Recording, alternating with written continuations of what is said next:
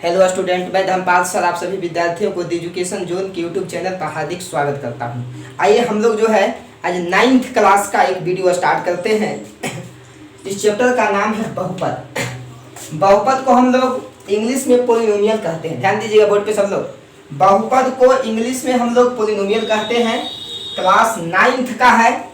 9th का हम लोग समझने का प्रयास करते हैं। आखिर 9th क्लास का मैंने जो है एक ग्रुप बनाया है व्हाट्सएप पर, आप उस पर जुड़ जाइएगा ताकि सभी वीडियो जो है आपके पास आसानी से पहुंच सके। 980142 24192 980142 24192 ये मेरा कॉन्टेक्ट नंबर है, ये मेरा व्हाट्सएप नंबर भी है। आप इस पर आसानी से जुड़ जाइएगा ताकि कोई भी वीडियो कोई भी मटेरियल आपके पास आसानी से पहुंच सके।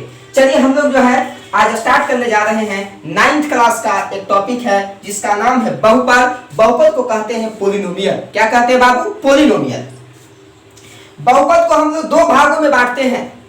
बहुपद को हम लोग जो है दो प्रकार से क्लासिफाई करते हैं, दो प्रकार से बांटते हैं। पहला पद के आधार पर on the basis of term और दूसरा घात के आधार पर on the basis of power. मतलब कि पहला हम लोग पद के आधार पर बहुपद को बांटते हैं तो दूसरा हम लोग घात के आधार पर बहुपद को बांटते हैं। पद के आधार पर कैसे बांटते हैं? पहला है एक पदीय बहुपद, द्विपदीय बहुपद, त्रिपदीय बहुपद और चतुर्थ पदीय बहुपद। पहला का नाम है एक पद वाला बहुपद, मतलब कि जिस बहुपद में एक पद होगा, द्विपदीय जिसमें दो पद होगा, त्रिपदीय जिसमें तीन पद होगा, चतुर्थ पदीय जिसमें चार पद होगा। और घात के आधार पर एक घातीय बहुपद, जिस बहुपद में एक घात होगा, द्विघातीय बहुपद जिस बहुपद में दो घात होगा, त्रिघातीय बहुपद जिस बहुपद में तीन घात होगा, चतुर्थ घातीय बहुपद मतलब कि जिस बहुपद में चार घात होगा। ये मैंने आपको सिर्फ जो है यहाँ पर बांटा है बहुपद के क्लासिफिकेशन के बारे में कि बहुपद को हम लोग किस आधार पर दो भागों में बांटते हैं। अब सबसे बड़ी समस्या है कि बहुपद कहते किसे है, बहुपद है क्या, बहुपद का पद क्या है और बहुपद का घात क्या है।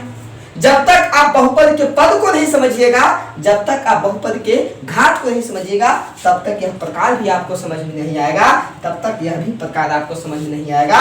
तो सबसे पहले हम बहुपद को देखेंगे। पहले आप उसको उतार लीजिएगा।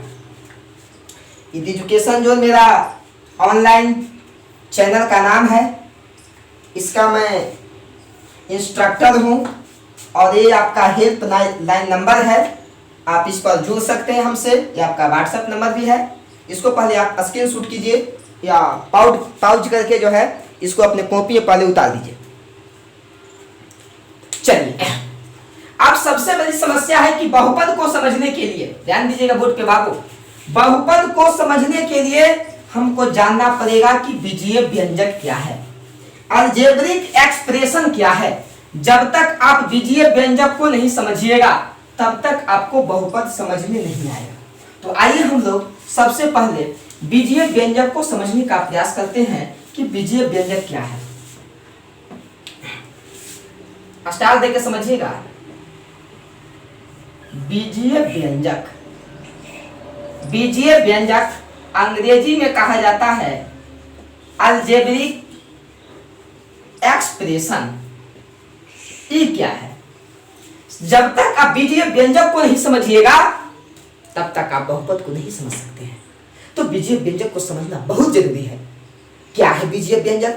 बीजीय व्यंजक को समझने के लिए मैं आपको एक चीज बता रहा हूं, सबसे पहले उस पर आप ध्यान दीजिएगा। उसको सबसे पहले हम लोग समझेंगे, उसके बाद हम लोग बीजीय व्यंजक को आराम से समझ लेंगे कि चर राशि, कौन राशि बाबू? चर राशि तथा अचर राशि। बहुत हल्का चीज है, ये सब चीज आप तो जानते होंगे। चर राशि तथा अचर राशि क्या होता है? चर राशि क्या है, अचर राशि क्या है?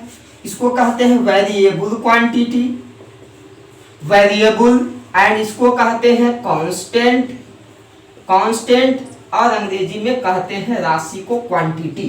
Variable VARI and constant quantity इसको कहा जाता है अंग्रेजी में।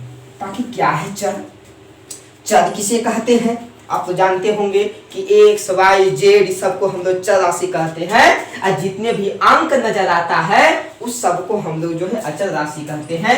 मतलब कि ए से लेकर A B C D dot dot dot कहां तक आपका जेड तक जो भी दिखाई दे रहा है, इस सब को हम लोग चल राशि कहते हैं। ऐसी बात नहीं कि चल राशि में खाली यही आएगा।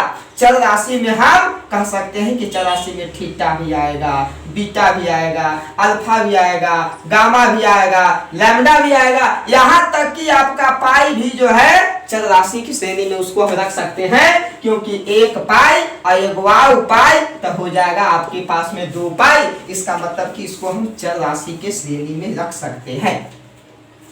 शायद आप लोग को समझ में आ रहा है। तो जो ABCD वाला होता है, जो सांकेतिक अक्षर होते हैं, उसे हम कहेंगे कि यह चल राशि है। यह तो पहचानने का तरीका है। क्या पहचान जाइएगा कि जो भी आपके पास में या तो अल्फाबेट का कोई संकेत हो या कोई भी मैथमेटिकल सिंबल का संकेत हो, उसको हम लोग जो है चल राशि में रखते हैं। अब चल राशि क्या है भाई, इसका डिफिनेशन क्या होता है चल राशि का? चल राशि का डिफिनेशन हम लोग लिखेंगे तो नीचे सबसे पहले आप जो है चल राशि लिख के रह दीजिएगा। चल राशि ऐसा स्टार देकर लिख के रह दीजिएगा। लिखिएगा चल राशि लिख के डैश,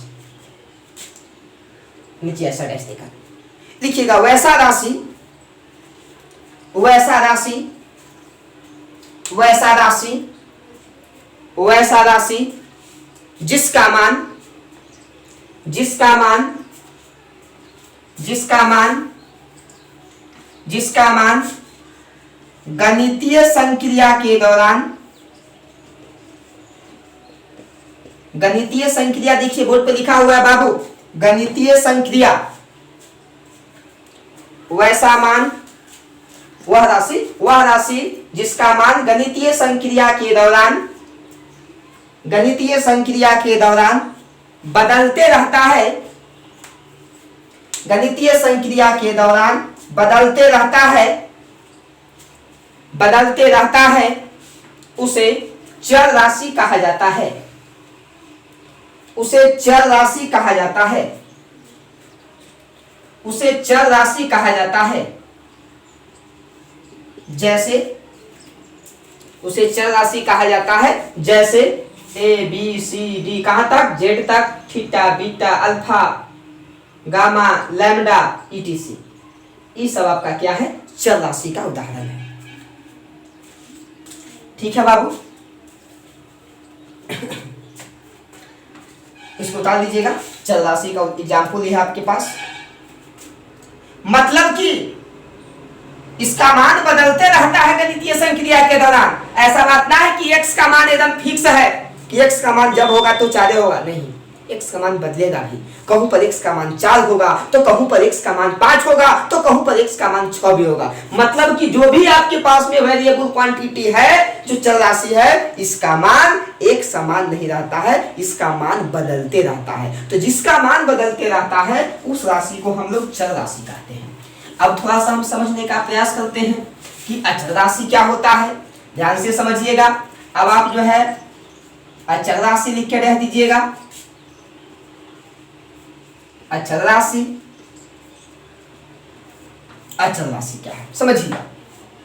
जितने भी संख्याएं हैं, चाहे वह पूर्णांक हो चाहे भिन्नांक हो, चाहे वह पद में संख्या हो चाहे अपद में संख्या हो, जितने भी वास्तविक संख्याएं हैं उस सब को हम लोग कहते हैं कि अचल राशि है। 1 2 3 ईटीसी कुछ कह सकते हैं, 1/2 3/4 5/6 ईटीसी कुछ कह सकते हैं। उसके बाद बोर्ड पे देखिए सब लोग ईटीसी लिखा हुआ है। उसके बाद 0.2 0.4 0.5 ईटीसी कुछ कह सकते हैं।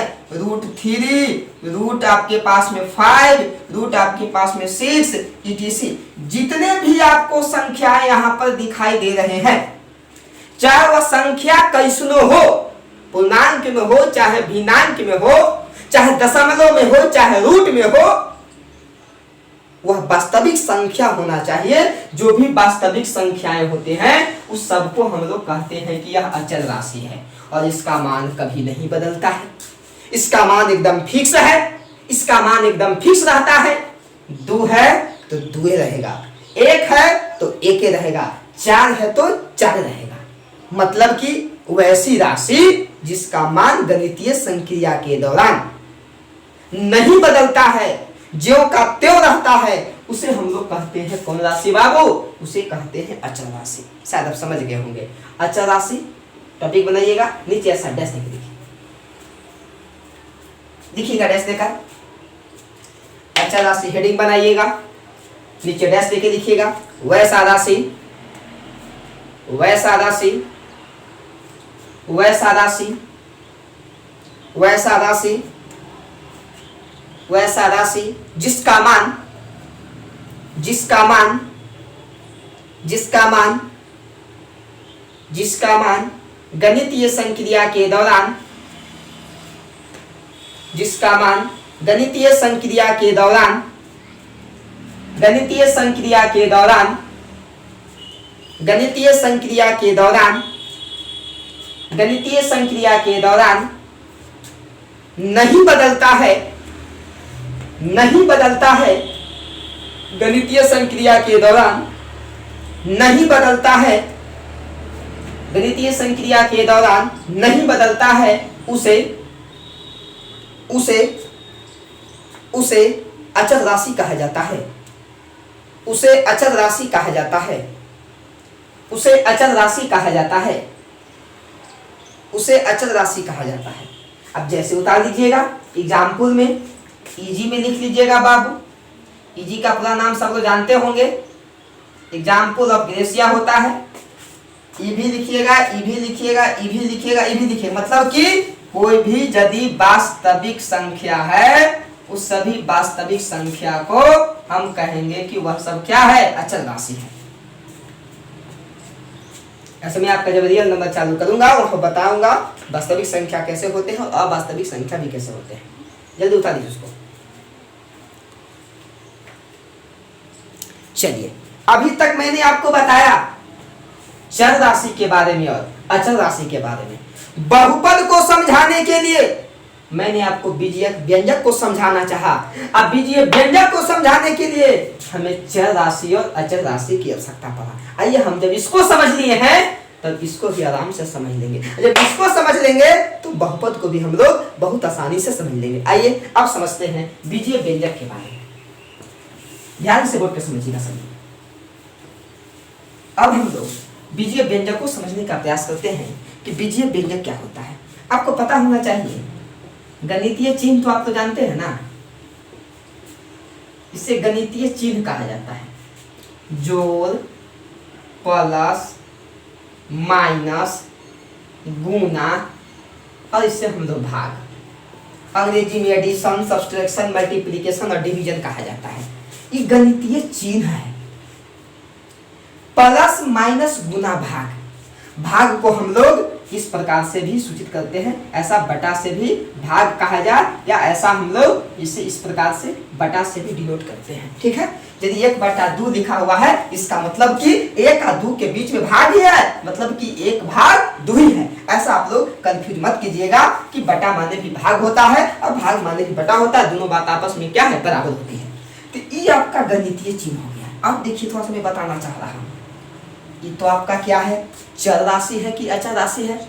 ये चर राशि है। एक्स वाई जेड मतलब संख्या को ही हम लोग खाली चर कहेंगे, अचल कहेंगे। बाकी जितने भी एक्स वाई जेड मिले, थीटा बीटा गामा अल्फा मिले, उस सबको कहा जाएगा कि चर राशि है। यह मेरा चर राशि है, अच्छा, और यह मेरा क्या है? अचल राशि है। बीच में क्या है? बीच में प्लस है। अब देखिए, वाई स्क्वायर, इसका मतलब कि वाई गुना वाई, 2 वाई है, और प्लस मेरे पास में क्या हो जाएगा? प्लस हो जाएगा, माइनस कर देंगे, यहाँ पर 8 कर दिया जाएगा, इसको 3x कर दिया जाए। अब प्लस यहाँ पर खाली 3x भी कर दिया जाए तो कोई दिक्कत की बात नहीं है। उसके बाद में x/2 कर दिया जाए, या आपके पास में 4/x स्क्वायर कर दिया जाए। देखिए, ये आपका पहला एग्जाम्पल है, 1 है, 2 है, 3, 4, ये आपका हो जाएगा 4/x स्क्वायर। या हम लिख सकते हैं कि 4x के पावर -8। मतलब कि आप देख रहे हैं क्या है?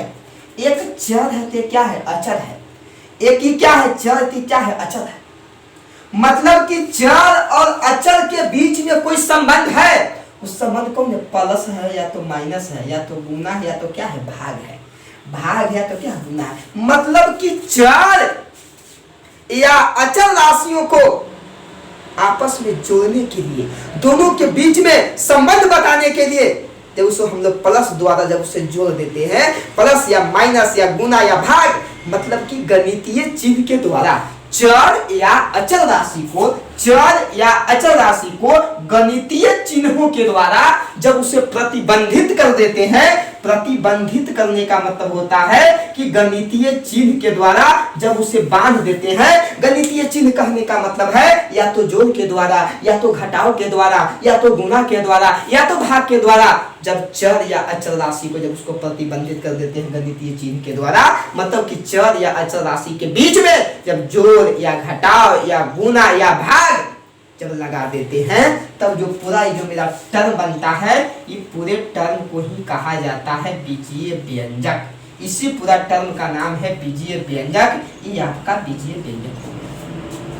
यह बड़ा भी हो सकता है, दो या दो से अधिक प्लस माइनस गुना भाग से भी हम जोड़ सकते हैं। जैसे 3x², इसे तो क्या है कि x गुना x गुना 3 है। यहाँ पर प्लस हम 9y के पावर 8 भी लिख सकते हैं, माइनस 10 x के पावर माइनस 12 भी लिख सकते हैं। मतलब कि जब भी जो है तो जुटा हुआ है, यहाँ पर चर और अचल राशि के बीच को हम जो है गणितीय चिन्ह के द्वारा ही बांध दिए हैं। तो चर या अचल राशि, ये आपका चर, ये आपका क्या है, चर है, ये आपका प्लस हो गया, ये प्लस हो गया, ये चर, ये आपका अचल, ये आपका क्या है, चर है, ये माइनस हो गया, ये आपका अचल, ये आपका क्या है, चर है।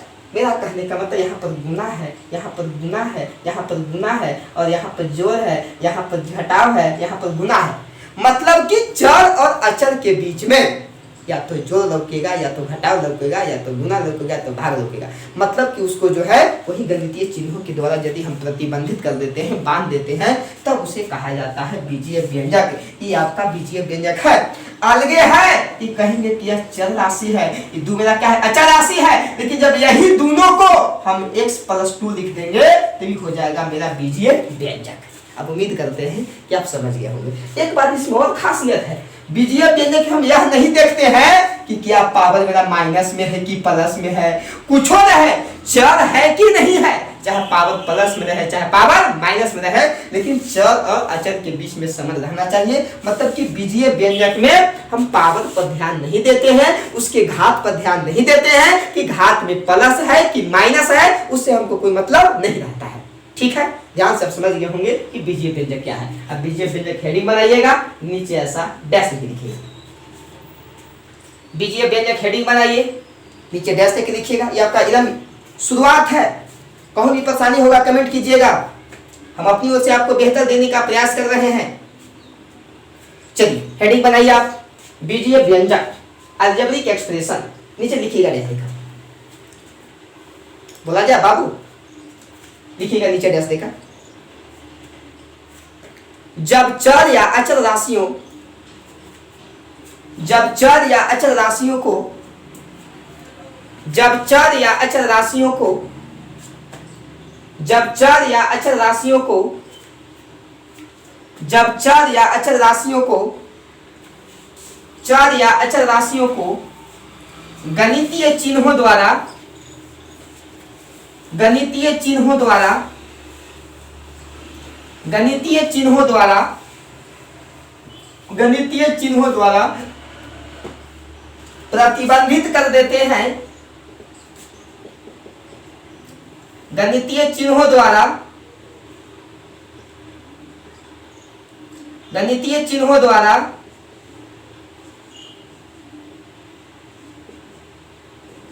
प्रतिबंधित कर देते हैं,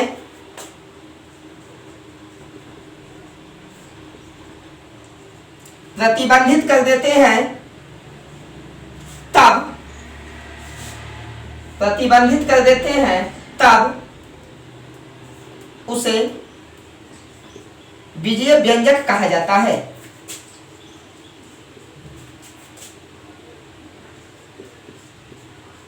तब उसे बीजीय व्यंजक कहा जाता है।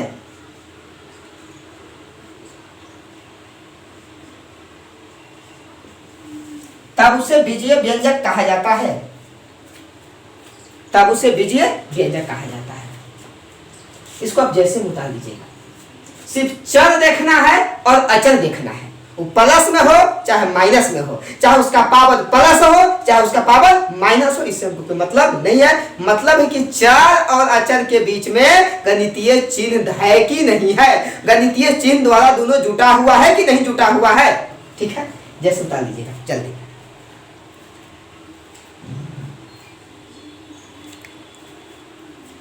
ये था बाबू आपका बीजीय व्यंजक। अब हम लोग समझते हैं बहुपद को, कि बहुपद क्या होता है। ध्यान से समझिएगा सब, बहुपद को ध्यान से समझने का प्रयास कीजिएगा और उसके बाद हम लोग डिटेल से काम करेंगे। बहुत लंबा चैप्टर है, बहुत सारे बातें इसमें सीखना है। आराम से आप देखते जाइएगा, समझते जाइएगा, सीखते जाइएगा। अब यदि आपसे पूछा जाए कि बहुपद किसे कहते हैं, तो अब उसका जवाब आप दे सकते हैं। आइए हम आपको बताते हैं। देखिए, दो चीज हम बोर्ड पर लिख रहे हैं।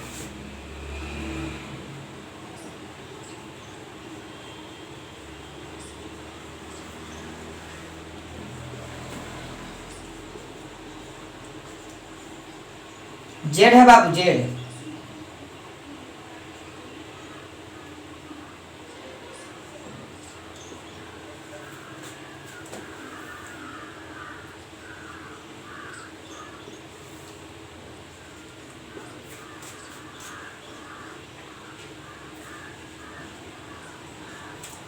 ये एगो दिखाई दिया, ध्यान से सब तो समझिएगा।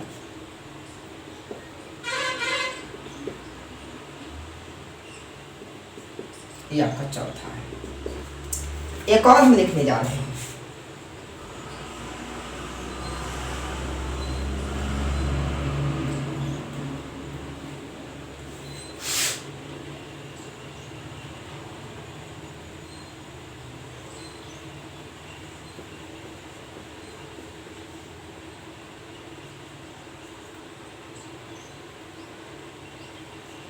पहले आप देखिएगा ध्यान से हम क्या लिख रहे हैं।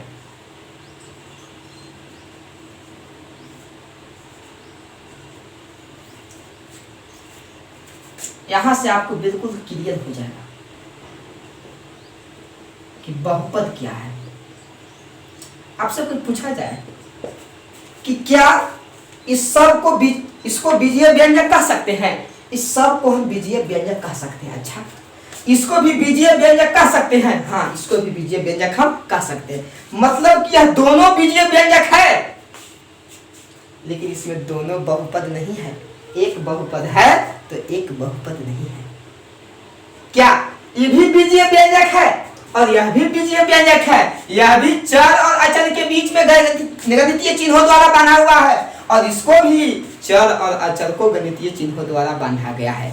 लेकिन इसमें यह मेरा बहुपद है और यह मेरा बहुपद नहीं है। क्यों भाई, क्या वजह है? वजह यही है कि इसमें जितने भी चर राशि आपको नजर आ रहा है उस सब के पावर देखिएगा, सब के घात देखिएगा, तो सब का घात हमेशा धनात्मक पूर्णांक होगा। सब का घात हमेशा धनात्मक पूर्णांक होगा। धनात्मक पूर्णांक कहने का मतलब कि धनात्मक मतलब कि प्लस में, आप पूर्णांक कहने का मतलब कि एकदम फूटे फूटे हो, या तो एक हो या तो दो हो या तो तीन हो या तो चार हो या तो पांच हो, मतलब कि पूरे पूरे हो और धनात्मक हो। जैसे यहाँ पर घात हमारा 2 लौक रहा है, ये 2 लौक रहा है, 2 लौक रहा है, सब में 2 लौक रहा है, घात आपका पूर्णांक में है और सब घात आपका प्लस में है। इसमें जितने भी दिखाई दे रहे हैं इस सब का घात जो है धनात्मक पूर्णांक है। लेकिन यहाँ पर घात देखा जाए, इसका घात माइनस में है, इसका घात बटा में है, इसका भी घात बटे में है। अरे भाई मेरे, जब रूट y है तो y के पावर 1/2 लिख सकते हैं ना। जब रूट को हटाएंगे तो 1/2 पावर हो जाता है। तो यह भी आपको जो है ये रूट वाला जो ये भी आपका जो है पावर बटे में है। इसको जब ऊपर लेके चल जाएंगे, जैसे मान लीजिए 1/ZQ है, इसको ZQ के पावर -3 लिख सकते हैं ना।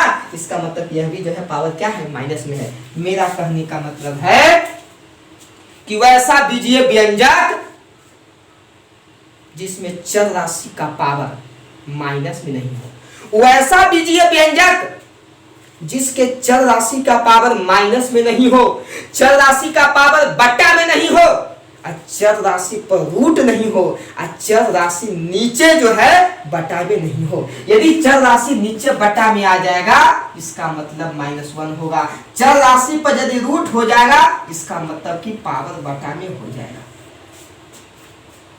या तो ऐसे भी नहीं रहना चाहिए, ऐसे भी नहीं रहना चाहिए, और ऐसे भी नहीं रहना चाहिए, और ऐसे भी नहीं रहना चाहिए। तो जिस बीजीय व्यंजक का में जो चर राशि है उसके ऊपर में इस प्रकार से उसके पावर माइनस में हो, उसके पावर बटा हो, उसके चर राशि पर हमारा क्या हो, रूट हो, और उसके चर राशि नीचे बटा में हो, तो उस कंडीशन में कहेंगे कि वैसे बीजीय व्यंजक को हम बहुपद नहीं कहेंगे। हम सिर्फ वैसे ही बीजीय व्यंजक को बहुपद कहेंगे जिसका घात हमेशा धनात्मक पूर्णांक होता है।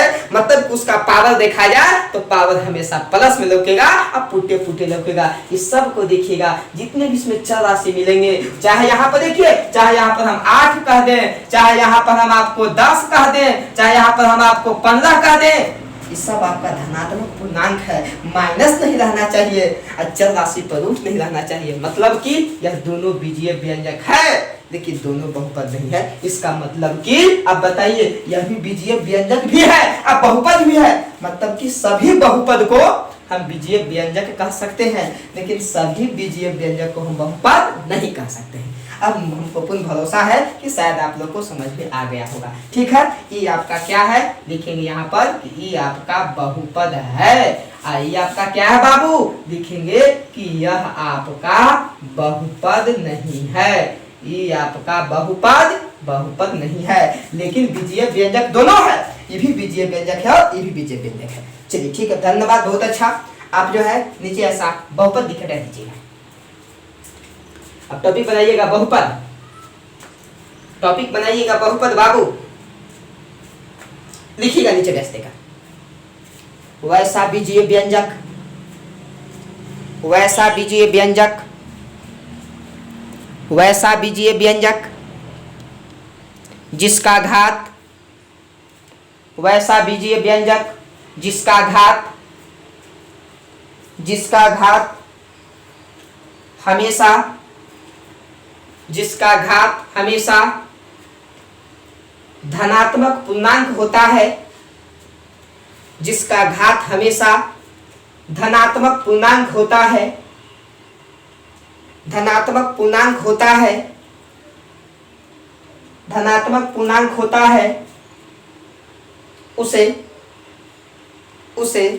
बहुपद कहा जाता है, उसे बहुपद कहा जाता है,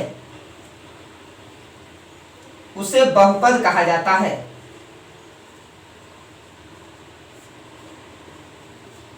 उसे बहुपद कहा जाता है, उसे बहुपद कहा जाता है। जैसे में जो है आप दोनों को उतार लीजिएगा। ठीक है, ये आपका बहुपद है, ये आपका बहुपद नहीं है। इसको भी उतार लीजिए समझने के लिए, ताकि दोनों आपको समझ में आ जाए।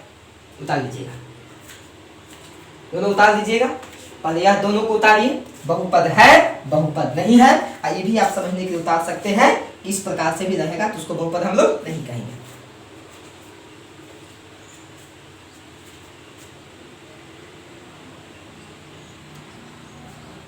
ठीक है, वीडियो को पॉज करके आराम से आप उतार दीजिएगा, इसको भी आप उतार दीजिएगा पॉज करके। ठीक है, चलिए अब यहां से मैं ऑब्जेक्टिव सवाल आपको दे रहा हूं, अब ध्यान से बोल के देखिएगा। मैं 2 सवाल आपको दे रहा हूं, दोनों सवाल को थोड़ा समझने का प्रयास कीजिएगा।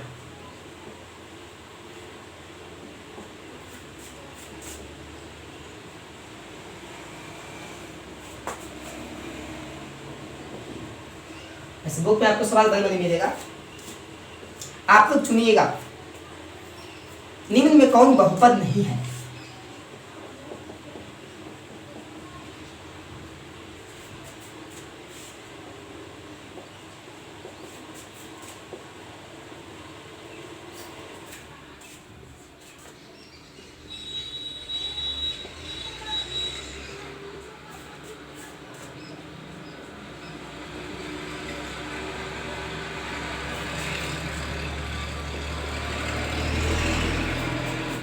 सवाल आप नहीं उतारिए, एक सवाल मैं और दे रहा हूं आपको।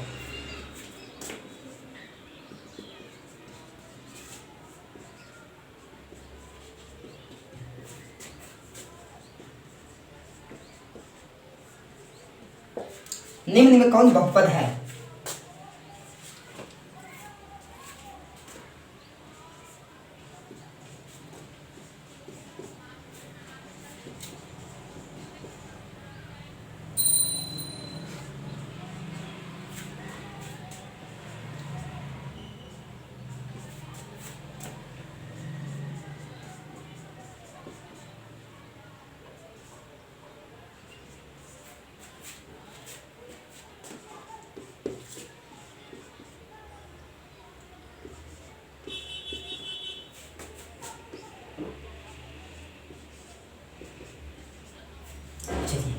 दो सवाल आप लोग नोट कीजिए तो जल्दी। यदि आप बहुपद को समझे हैं तो दो सवाल आपसे बनना चाहिए। चलिए आप सवाल को नोट कर लिए होंगे, वीडियो को पॉज करके आप सवाल को नोट कर लीजिएगा। चलिए आप लोग बता सकते हैं, कमेंट भी कर सकते हैं कि कौन होगा, ऑप्शन नंबर कौन होगा, आराम से कमेंट कीजिएगा। आइए हम अब आपको बताते हैं। सबसे पहला, निम्न में कौन बहुपद नहीं है? कौन बहुपद नहीं है? मतलब कि जेकर पावर या तो माइनस में लौके, जेकर पावर या तो बटा में लौके, और जेकरा में चर राशि पर रूट लौके, या जेकरा में चर राशि नीचे हमको बटा में लौके।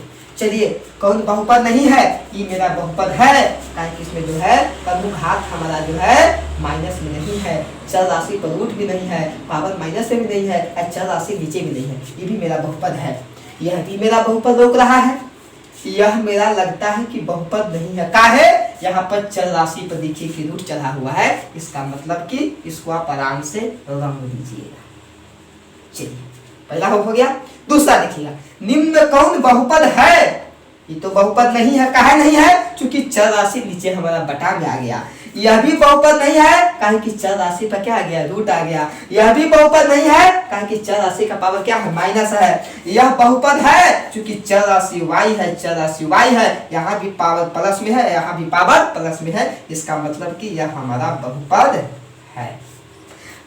यह चर राशि पर रूट है, चर पर रूट नहीं रहना चाहिए। मतलब मेरा कहने का मतलब जो भी चर राशि है बहुपद नहीं होने के लिए, बहुपद नहीं होने के लिए आपके पास में क्या होना चाहिए? बहुपद नहीं होने के लिए जो आपको चर राशि है इसका पावर जो है पावर जो है पहला ऋणात्मक नहीं होना चाहिए। पहला कंडीशन ये है। दूसरा है जो चर राशि है, चर राशि का पावर आपको भिन्नांक नहीं होना चाहिए। तीसरा आपके पास कंडीशन है, उसको समझ लीजिएगा, जो आपका चर राशि है, चर राशि नीचे बटा में नहीं आना चाहिए। चौथा आपका कंडीशन है, जो आपका चर राशि है, चर राशि पर ऐसा जो है ऐसा रूट नहीं लाना चाहिए। ये जो है ऐसा यदि चारों में से कहूँ कंडीशन मिल जाता है तो कहेंगे कि वह बहुपद नहीं है। क्लियर है? हाँ, अब आपके मन में हो क्या सर ऐसे मेरे पास में है तब कि यदि आ गया एक्स स्क्वायर है, 3x स्क्वायर है, अब बटा यहाँ पर y स्क्वायर है और नीचे x स्क्वायर है, तो क्या ये नहीं होगा? होगा, क्योंकि यही तो कट जाएगा ना। इस कंडीशन में ऐसा करना, काट छोटा उल्टा करने के बाद यदि कट रहा है तब मेरे पास में बचेगा 3y स्क्वायर ना। इस कंडीशन में कहेंगे कि बहुपद है। तो क्या है सर ऐसे मिल जाएगा तब 4 root under x square y square मिल जाएगा तब कुछ ही कहेंगे। आपने तो कहा है कि चर राशि पर रूट नहीं रहना चाहिए, लेकिन यह बाहर निकल जाएगा, 2 में से बाद तब 4xy हो जाएगा। इस कंडीशन में इसको हम बहुपद कह सकते हैं। इस पॉइंट पर भी थोड़ा सा ध्यान दीजिएगा। ठीक है, आप समझ रहे हैं। इतना चीज आप जो है दिमाग में रखिएगा, समझने का प्रयास कीजिएगा। ऐसा भी कभी कभी मिलेगा तो आप काट कर भी उसको सर्च कर सकते हैं। ऐसा मिलेगा तो रूट से बाहर निकल जाएगा, तब हमको ध्यान देना है कि बहुपद है कि नहीं है। ठीक है, बिल्कुल क्लियर है। इसको आप उतार दीजिएगा, आप समझिएगा। नीचे थोड़ा सा ऐसा उतारने के बाद नीचे ऐसा डैश नहीं लिखिएगा, जरा सा लिखिएगा नीचे डैश देकर।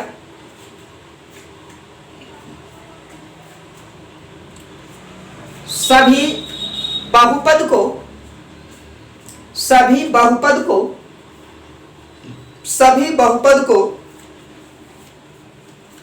बीजीय व्यंजक कह सकते हैं। सभी बहुपद को बीजीय व्यंजक कह सकते हैं। सभी बहुपद को बीजीय व्यंजक कह सकते हैं, लेकिन सभी बीजीय व्यंजक को लेकिन सभी बीजीय व्यंजक को बहुपद नहीं कह सकते हैं। सभी बीजीय व्यंजक को बहुपद नहीं कह सकते हैं। बहुपद नहीं कह सकते हैं। बहुपद नहीं कह सकते हैं। ठीक है, ये था आपको बहुपद के बारे में मैंने कुछ इंट्रोडक्शन दिया कि बहुपद क्या होते हैं। इतना बात आप दिमाग में रखिएगा। मैंने आज सिर्फ आपको बताया कि बहुपद किसे कहते हैं, अब बहुपद को कैसे पहचानते हैं, कब बहुपद होगा और कब बहुपद नहीं होगा। अभी बहुपद के बारे में बहुत सारे कथा कहानी बाकी है, आगे हम लोग सीखेंगे। बहुपद को हम लोग कैसे सूचित करते हैं, पद को कैसे पहचानते हैं, घात को कैसे पहचानते हैं, ये सब बहुत सारी बातें आपको सीखना है। आप जो है, यदि आप मेरे चैनल पर हैं तो आप जरूर से जरूर मेरे चैनल को सब्सक्राइब कीजिएगा, लाइक कीजिएगा, शेयर कीजिएगा। फिर हम लोग मिलते हैं अगले वीडियो में। धन्यवाद।